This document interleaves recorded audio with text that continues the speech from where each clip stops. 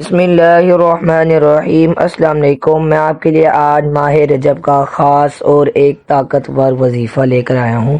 ماہ رجب اسلامی مہینوں میں ایک خاص اور برکت مہینہ ہے۔ یہ مہینہ توبہ، مغفرت اور اللہ کی طرف لوٹنے کا بہترین وقت ہے۔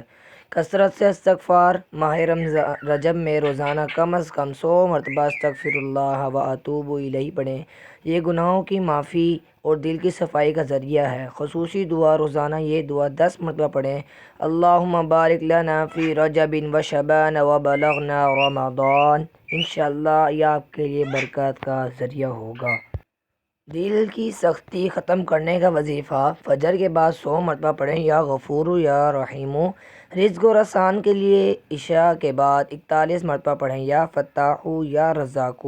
یہ عمل پورے مہینے باقاعدگی سے کریں، انشاءاللہ دل نرم ہوگا اور رمضان کی تیاری میں مزید برکتیں حاصل ہوں گی انشاءاللہ۔